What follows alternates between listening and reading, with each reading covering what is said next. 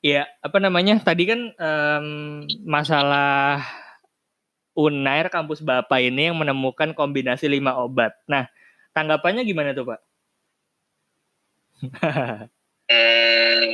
Ya, kalau dari statementnya sih, yang saya tangkap tuh kan baru pengujian pada kultur sel ya.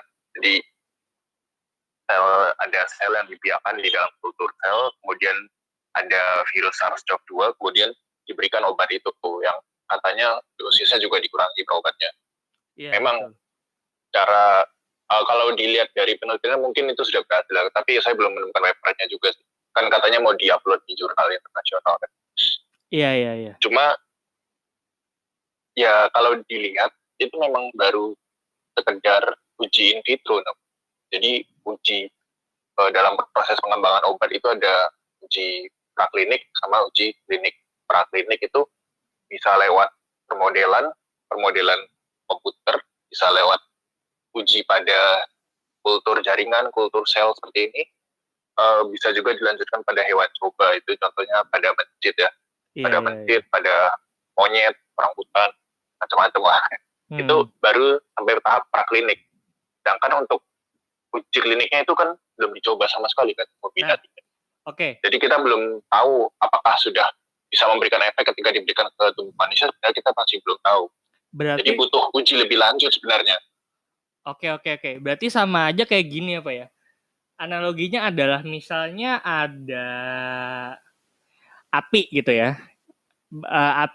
Api di dalam rumah gitu ya. Kita siram air, api itu mati gitu ya. Tapi belum tentu kalau kita siram rumahnya apinya akan mati gitu ya berarti ya.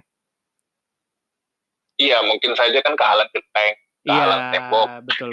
Jadi nggak tahu kan. Jadi di percobaan ini saya baca sih di stem cell. Jadi stem cell tuh ada lagi. Stem cell tuh penelitian yang satunya lagi. Oh, ada 2 ya berarti. Kalau stem cell tuh ibaratnya itu pabrik sel-sel baru. Jadi kalau ada sel yang rusak, itu kalau dikasih stem cell, itu stem cell itu bisa menghasilkan sel-sel baru. Oh, I see. Berarti jadi virus ini, jadi obat ini baru diuji cobakan di dalam sel, dalam tatanan sel gitu ya, dan belum diuji cobakan secara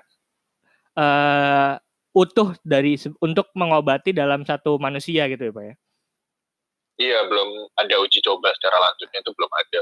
Nah, baru sekedar di kultur sel. Oke, nah saya sekarang mau tanya, memang sebetulnya dari awal obat ya, dari bahan lalu sampai jadi obat yang sekarang bisa kita minum gitu, misalnya obat obat pusing gitu ya, dari awalnya bahannya zat kimia A jadi sampai obat itu tuh tahapnya gimana sih Pak sampai jadi obat massal gitu? Ya, jadi proses pengembangan obat itu sebenarnya vaksin ini juga termasuk ya, itu normalnya tuh butuh waktu.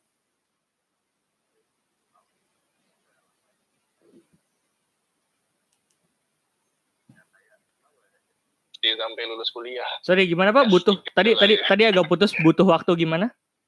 Oh ya. Jadi proses pengembangan obat itu butuh waktu normalnya 15 kan SD sampai kuliah lebih ya. 15 tahun ya, berarti ya? Iya, 15 sampai 20 ya. Nggak tentu sih, cuma butuh waktu 2 digit lah tahunnya. Waduh. Normalnya tuh gitu. Oke. Jadi pengembangan tuh dimulai dari pertama tuh mengajukan alat-alat senyawa obat. Biasanya tuh di awal tuh diajukan tuh banyak banget. Ibaratnya orang daftar LPDP, daftar ribuan yang terima 4.000. Puluhan ribu yang terima 4.000 gitu ya. Iya. Sama kayak nyawa obat tuh pertama kandidatnya tuh banyak banget. Yang biasanya tuh kalau mau buat menghemat uang, itu biasanya yang pertama dilakukan tuh permodelan komputer. Namanya in silico modeling. Oke. Jadi dari permodelan itu kita bisa tahu profil toksisitas obatnya. Itu kira-kira dia toksik apa enggak kalau diberikan. Terus kita bisa tahu seberapa efektif dia dalam memberikan kerja yang kita inginkan. Itu misalnya model antara interaksi reseptor dengan obat itu. Itu contohnya itu kalau akhir-akhir itu yang eukaliptus, tahu nggak? Iya. Yang eukaliptus katanya bisa buat COVID. Itu ternyata kalau dilihat-lihat itu ternyata baru sekedar permodelan komputer itu. Oke. Nah, terus ada juga kadang permodelan itu dilakukan secara kultur sel, kultur jaringan, kemudian di agar-agar yang ditanamin bakteri, itulah kira-kira begitu. Nah, kalau sudah ada juga uji in vitro, uji praklinik, itu tidak hanya in vitro dan in silico itu, tetapi juga bisa dilakukan di hewan coba. Hewan coba itu biasanya mencit. Itu umum ya Pak ya? Atau enggak mungkin. Umum ya Pak ya? Bapak biasa nguji obat kayak gitu dong berarti? Enggak pernah lah. Barangkali. Enggak pernah gitu saya.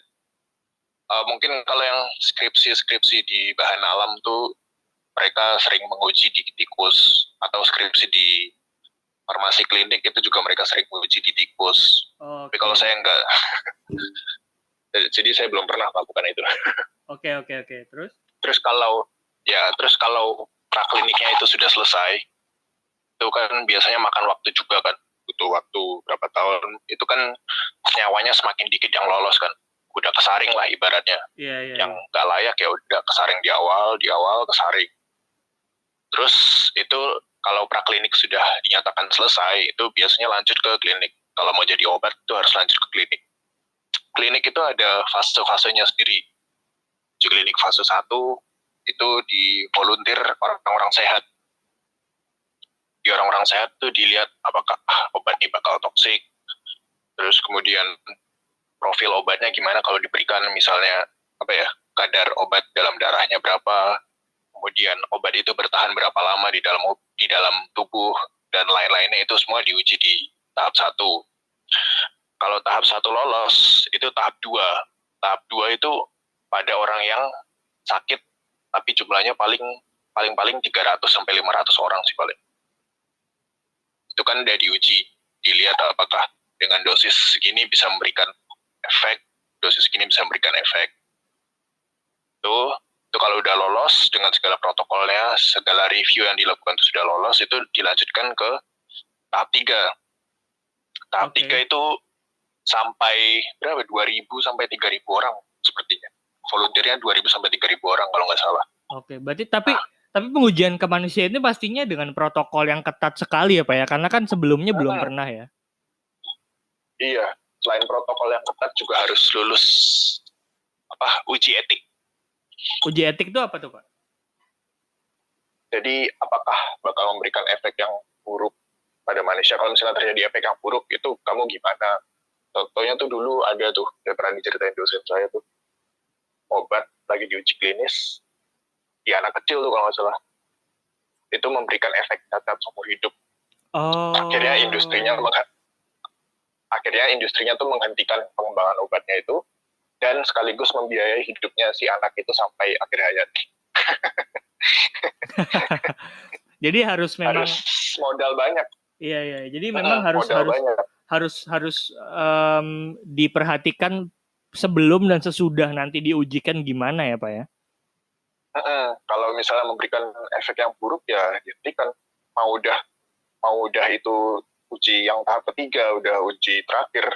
Kalau buruk ya udah harus berhenti. Karena kan sudah terbukti tidak aman untuk manusia kan gitu. Oke. Jadi karena kan obat ini kan nanti akan jadi obat yang dikonsumsi banyak orang, jadi otomatis ya harus dilihat secara komprehensif lah. Iya. Kalau dia aman, kalau dia efektif tapi tidak aman kan juga jangan lah. Oke, terus gimana Pak? Ya, kadang tuh ada yang obat yang terlihat menjanjikan di praklinik tuh sudah menjanjikan, tapi di klinik tidak ada efeknya. Ada juga yang di klinik tahap 2 bagus, di klinik tahap 3 hancur, akhirnya berhenti. Ya gitu. Resiko dari mengembangkan obat adalah kegagalan. Iya. Kegagalan tuh ya bagian dari pengembangan obat lah. Oke, jadi Nah, terus kalau tahap 3 sudah selesai, itu biasanya dilakukan review peninjauan ulang sama badan regulator. Kalau di Amerika tuh namanya FDA, kalau di Indonesia tuh BPOM. Iya. Itu di-review dulu dari awal. Gini. Kalau misalnya udah lolos review, berarti sudah ada approval, dikasih persetujuan untuk beredar di pasar. Nah, tapi kalau sudah beredar di pasar juga kadang menimbulkan masalah baru. Nah, ini namanya post-marketing surveillance. Jadi, kalau di uji klinik itu kan biasanya subjeknya tuh harus sehat, harus memenuhi kriteria-kriteria yang sangat ketat. Sedangkan kalau sudah beredar di pasar kan konsumennya kan jauh lebih banyak dan juga jauh lebih beragam kondisinya. Misalnya dikasih obat ke penderita diabetes, dikasih ke penderita hipertensi, itu bisa memberikan efek yang berbeda. Nah, di fase post-marketing surveillance inilah ada monitoring terhadap efek-efek samping yang tidak terdeteksi selama uji klinik itu. Karena obat, kalau di uji klinik itu kan baru sampai 2.000-3.000 orang kan. Kalau sudah beredar di pasar kan berarti dikonsumsi jutaan orang kan. Jutaan, puluhan juta mungkin aja. Oke. Kayak gitu sih. Oke, berarti emang panjang sekali ya Pak ya. Jadi itu kan proses ketika jadi obat, itu proses ketika ada bahan baru yang ingin dijadikan obat ya. Berarti ketika panjang, mahal, rawan gagal. Iya. Berarti kalau misalnya kombinasi yang tadi diajukan oleh UNER itu harusnya berarti nggak perlu uji klinis lagi dong, karena kan obatnya udah ada, tapi dia tinggal dipadukan lagi aja gitu. Kalau obatnya kan memang sudah ada, tapi uji klinisnya bukan sebagai obat untuk infeksi SARS-CoV-2 ini. Hidroksikloroquine buat infeksi malaria, antibiotik yang azitromisin, claritomycin, sama yang ritonavir itu kan antivirus apa anti HIV gitu. Pokoknya virus lah, tapi bukan buat SARS-CoV-2. Oke. Jadi untuk SARS-CoV-2 belum ada penelitiannya. Oke, jadi sebetulnya itu hanya menggunakan obat yang sudah ada yang kandungannya kira-kira bisa mengobati si SARS-CoV-2 ini apa ya? Tapi perlu diuji lebih lanjut. Oke. Makanya ini kan saya baca berita sih belum dirilis secara massal juga. Jadi memang bisa jadi antara itu kan tadi ada 5 kombinasi ya. Berarti bisa jadi beda orang beda kombinasi gitu ya, sesuai dengan apa yang dia rasakan mungkin ya. Ya mungkin saja sih. Iya, karena kan ada kalau ini kan sifatnya mengajukan ulang kan, jadi kayaknya tahap 1 kalau di uji klinik itu nggak perlu karena sudah terbukti aman kan. Iya, betul. Langsung tahap 2 paling. Oke. Ini karena cuma ya harus modal banyak. Betul. Oke, berarti cara penggabungan obat yang tadi dilakukan itu harusnya udah lazim ya Pak ya, banyak lazim digunakan ya Pak ya? Dalam satu sediaan tuh bisa 2-3 obat digabung. Oke. Tapi yang mungkin distorsinya ada di media ya ketika ngomong obat COVID telah ditemukan, padahal bukan seperti itu mungkin ya. Bukan, masih in vitro. Belum ada uji klinisnya tuh belum. Tapi obat-obat tadi kalau digunakan sesuai dengan manusianya punya penyakit apa, mungkin itu bisa digunakan sebagai alternatif ya Pak ya, karena kalau mungkin kita nunggu obat kan akan lama sekali gitu. Ya paling benar ya emang nunggu vaksin sih sebenarnya. Oke. Karena kalau vaksinnya goal, orang-orang bisa imun kan nggak perlu obat lagi. Oke, ngomongin masalah itu. Jadi obat itu tadi selesai. Sebetulnya nggak ada masalah ya Pak ya, asalkan tidak diklaim sebagai obat COVID gitu ya. Karena itu udah beda. Masih sekedar in vitro. Iya, jadi itu udah beda konteks lagi kalau misalnya itu disebut sebagai obat COVID. Oke. Terus gini nih Pak nih, sekarang kan kita kan udah memasuki masa new normal. Kemarin juga banyak beredar di netizen, nggak mungkin Bapak nggak dengar juga masalah herd immunity. Sebetulnya itu apa sih Pak, Ya, herd immunity itu? ya kalau dulu saya lihat webinar yang salah satu pengisinya itu namanya Pak Beben Benyamin, itu mengajar di Australia, universitas di Australia. Terus sebenarnya herd immunity itu sebenarnya konsep dari apa, hasil dari vaksinasi. Jadi herd immunity itu istilah yang muncul tahun 1923. Jadi ada sekelompok tikus yang telah mendapatkan vaksinasi. Dari berapa jumlah tikus dari seluruh populasi yang vaksinasi itu bisa memberikan kekebalan secara komunitas. Jadi misalnya ada 10 tikus, kalau 7 sudah divaksin, dan dia bisa memberikan kekebalan pada 3 orang sisa yang belum divaksin, maka itu disebut herd immunity. Jadi herd immunity itu konsep yang akan tercipta kalau sudah ada vaksinnya, kalau sudah terjadi vaksinasi secara massal. Itu. Oke, jadi kuncinya dari herd immunity adalah harus vaksin dulu gitu ya. Karena kemarin kan sempat ada informasi yang beredar bahwa ini mah namanya kita dikorbankan gitu. Ya udah virusnya masih ada tapi kita disuruh beraktivitas secara new normal, dan itu mah sama aja anggap kayak kita dikorbankan gitu loh untuk membuat imun sendiri. Betul. Oke. Karena belum tentu semua yang terinfeksi bisa sembuh. Yang mati juga banyak juga kan. Ongkosnya terlalu mahal kalau kebijakan seperti ini yang diambil. Oke. Tapi kan akhirnya tetap kebijakan new normal ini yang diambil. Sekarang PSBB udah tinggal seingat saya tinggal Jakarta. Sudah. PSBB transisi itu juga, dan Jawa Barat itu pun lokal. Bohong-bohongan itu. Iya, kemarin CFD rame kan? Iya di Surabaya. Di mana tuh GBK rame ya? Iya, di GBK itu rame banget. Iya betul. Nah, menurut Bapak nih ya, menurut Bapak dengan konsep new normal yang sekarang nih, gimana nih Pak dengan protokol-protokol yang udah diumumkan? Protokol tuh nggak lengkap, nggak jelas gitu nggak sih protokolnya? Iya sih. Kalau saya pribadi sebagai orang awam menangkapnya adalah protokol itu dengan pakai face shield, pakai masker, cuci tangan, jaga jarak, selesai. Jaga jarak. Oke. Nah masalahnya kalau di ruang ber-AC misalnya 5 jam bareng-bareng, kalau ada yang terinfeksi satu, itu bisa terinfeksi tuh teman-teman lain. Karena virusnya yang dalam bentuk droplet itu mungkin aja bersirkulasi di dalam udara tertutup itu. Jadi selain cuci tangan, pakai masker, terus sebenarnya yang harus dijaga itu adalah ventilasi dan durasi. Durasi itu dalam hal ini adalah durasi kontak dengan orang lain. Kalau biasanya kita nongkrong 2-3 jam, 4 jam, sekarang maksimal 15 menit lah, udah gak usah. Kalau lebih lama dari itu udah online aja.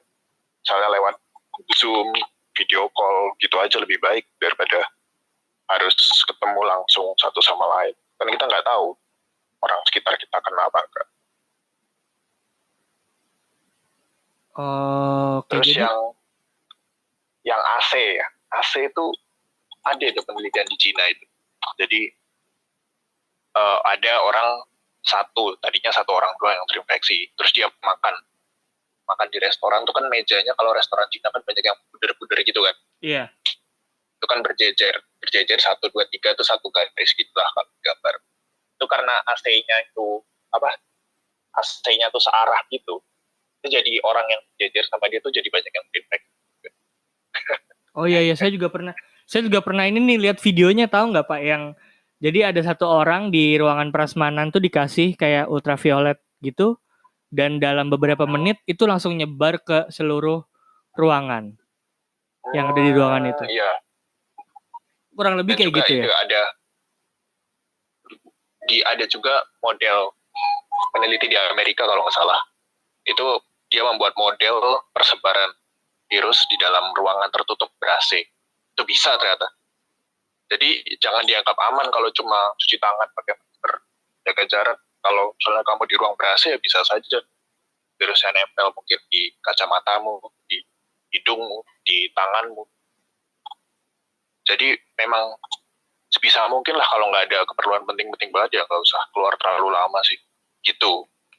Nah, kalau menurut Bapak pribadi nih ya, sebagai mungkin anak farmasi juga, yang juga pasti tiap harinya di laboratorium pasti menjaga hidup bersih banget dong. Nggak mungkin di laboratorium biasa enaknya kan. Tergantung praktikumnya sih. Gimana nih Pak? Kira-kira protokol new normal yang harus dilakukan ya dengan kondisi kita seperti ini. Saya belum tahu hari ini update-nya berapa nambah yang positif, tapi setahu saya kemarin kalau nggak salah 1000-an yang nambah positif. Iya, sekarang 1000 terus. Mungkin masih 1000 juga sekarang. Dan juga kita pertama kita 2000 suatu saat. Mungkin saya nggak berharap sih, tapi semoga aja nggak sampai. Dan juga kondisi kita belum ditemukan vaksinnya juga. Kondisi kita sudah harus terpaksa hidup new normal. Apa yang perlu dilakukan, Pak? Karena saya pribadi jujur jujur sekarang saya kalau keluar ruangan yang terbuka banyak orang gitu loh, apalagi yang tertutup, saya deg-degan Pak, beneran. Deg-degan saya sekarang. Itu gimana tuh Pak ya? Jadi kalau dari saya sih ya, selain rajin cuci tangan, selain pakai masker dan jaga jarak, itu adalah kurangilah kontak sama orang-orang. Kurangi kontaknya. Kamu bicara itu droplet keluar. Dropletnya nggak kelihatan sama mata kamu, tapi dropletnya itu kelihatan. Tapi dropletnya itu nyata adanya dan bisa saja nempel di tubuh kamu.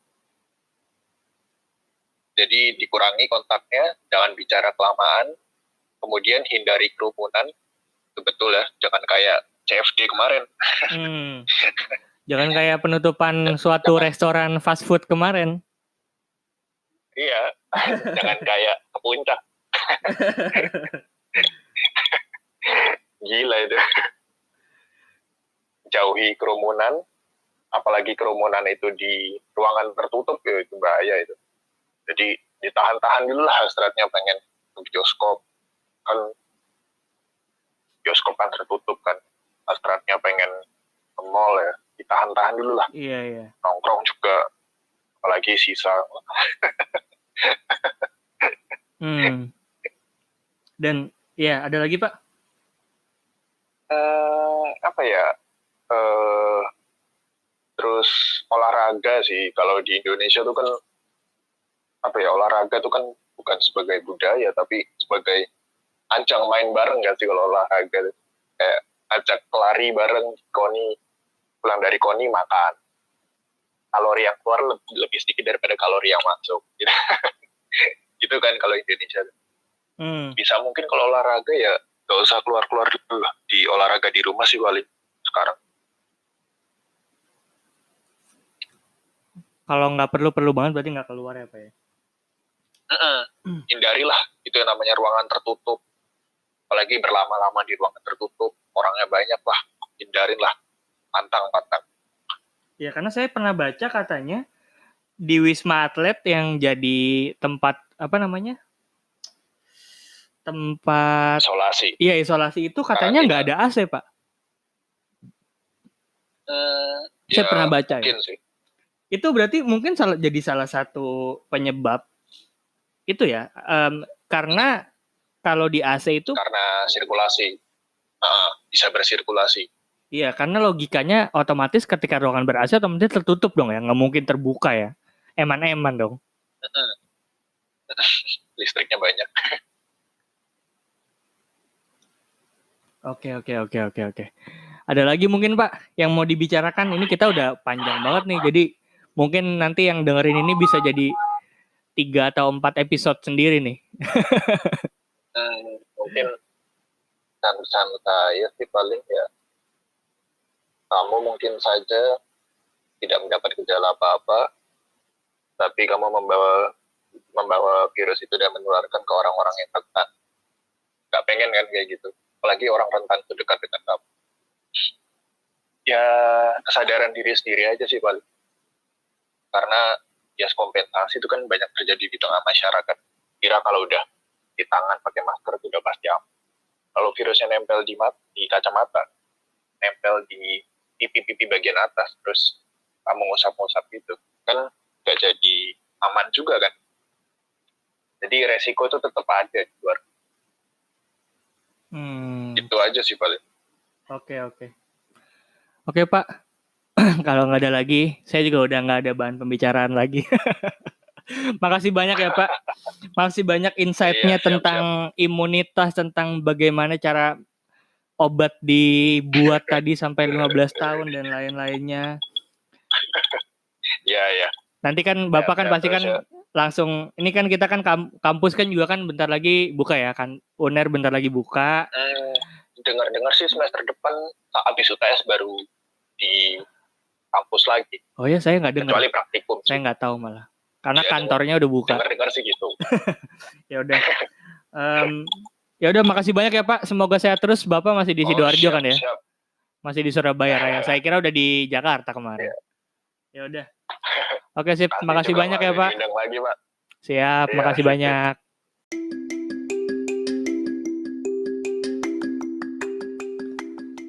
Halo semuanya, jangan lupa dukung saya di karyakarsa.com/podcastbahasa.